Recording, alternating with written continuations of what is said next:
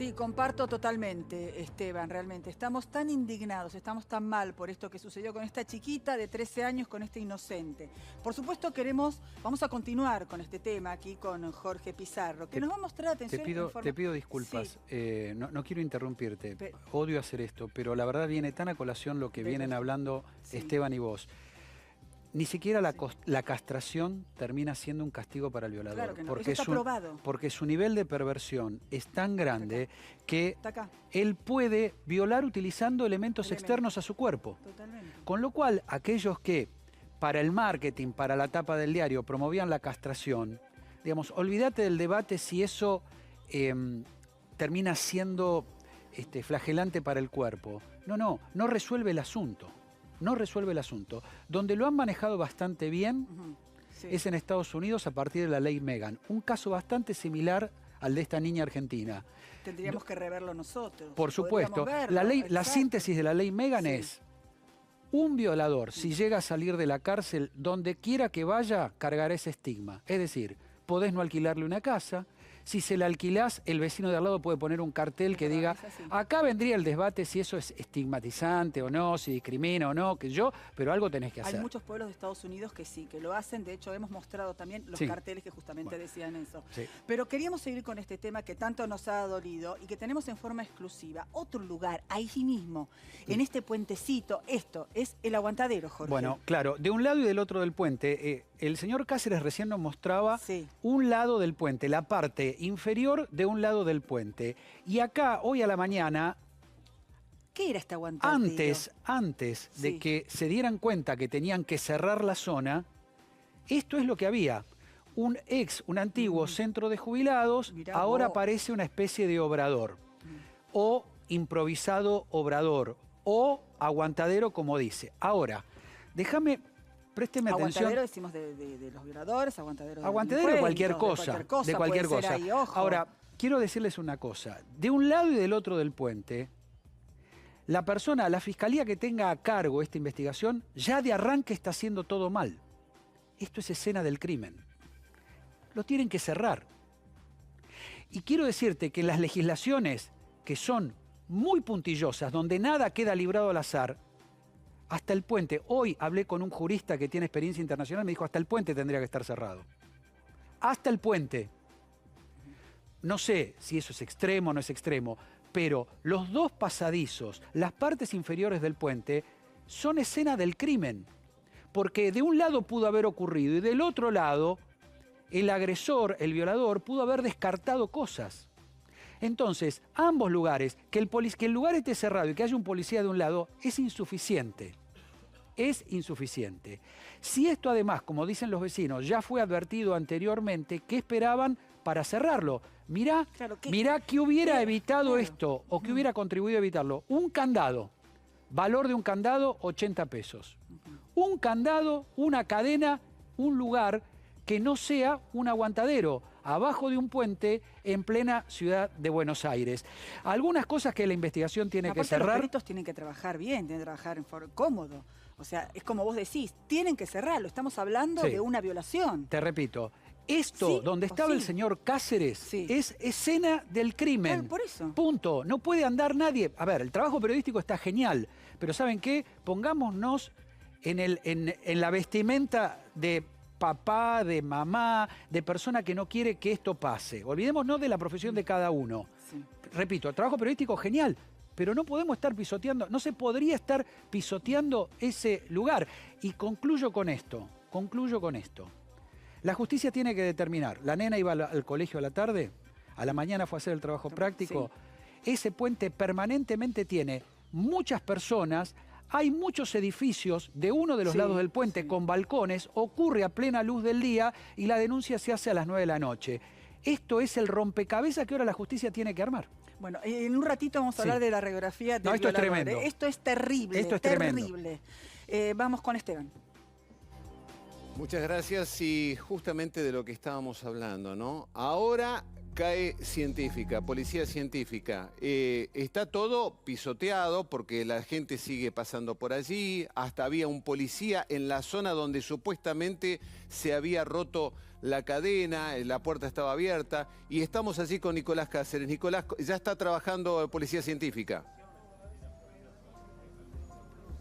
Así es, Esteban, y les mostrábamos recién lo que era taparse con bolsas en los pies cada vez que científica ingresa a un lugar para no dejar huellas ni nada, pero es un lugar en donde ya hubo mucha gente hoy a la mañana pasando y observando a ver si era el lugar donde había sucedido los hechos. Estamos donde comenzamos el móvil de hoy, con ese candado que habíamos mostrado, la puerta cerrada. Bueno, aquí está gente de científica esperando para poder ingresar, claro, con guantes, y empezar a tomar algunas huellas, sí, con guantes y cubiertos, pero llegaron tarde. Las zapatillas. Todo sí, divino, todo divino. La verdad que están muy bien vestidos, bárbaro, pero llegaron tarde, porque ya todo eso está pisoteado, está tocado. Llegaron varias horas después, quiere decir, como decíamos recién con Jorge Pizarro, el mismo violador podría haber vuelto a la escena del crimen a llevarse algo que lo pueda comprometer, a limpiar algo que lo pueda comprometer.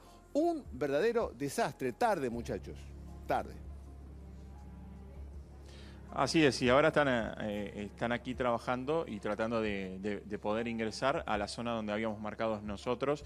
Hay otros también policías de científicas que están del otro lado, pero están todos llegando en este momento a esta zona, y como vos bien decías, una zona donde hubo equipos periodísticos, donde hubo vecinos también que pasaron a ver si era allí. Me imagino también la presencia de sus familiares, del padre, tratando de buscar dónde fue, cómo pasó, que con esa desesperación de cuando algo grave le pasa a un hijo, ¿no? Por eso digo que habrá que tener mucho cuidado en las pruebas que van a sacar ahora, ¿no? Sí, la verdad, conmocionante, ¿no? Un tema que nos conmociona. Gracias, Nicolás Cáceres.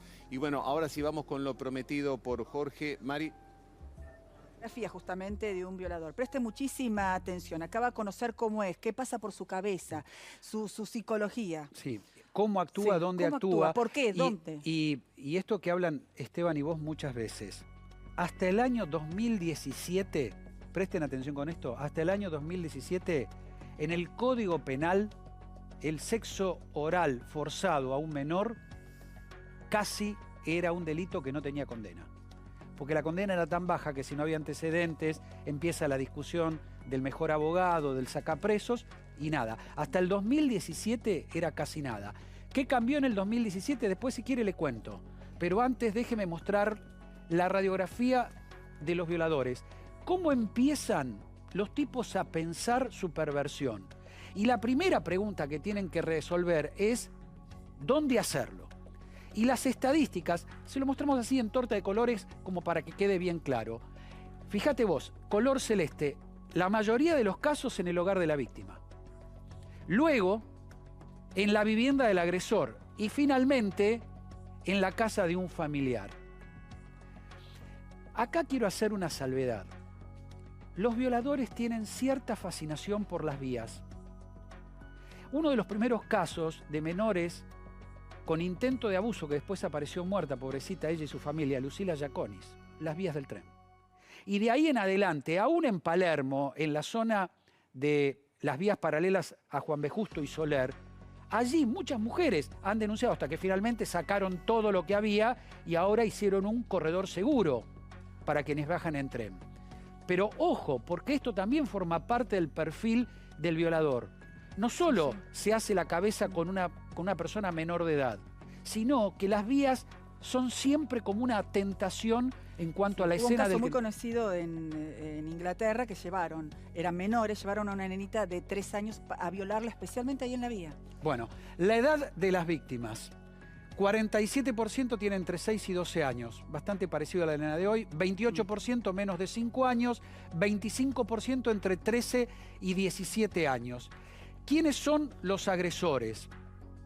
75% un familiar, 40% es el padre, 16% el padrastro. ¿Qué edad tienen los agresores? El 49%, casi la mitad, entre 18 y 40 años. El 39% entre 41 y 60 y finalmente más de 61 años, el 12%. Dos datos estadísticos más. Según la organización Ni Una Menos, 200 violadores por semana recuperan la libertad. Repito, según la asociación la organización Ni Una Menos, 200 violadores recuperan la libertad por semana. Según la organización Avivi, que es un centro de asistencia para las víctimas de este tipo de delitos, el 99% de los que sale reincide. O sea, si 200 violadores salen por semana, 198 lo vuelven a hacer. Bien. Gracias, Jorge.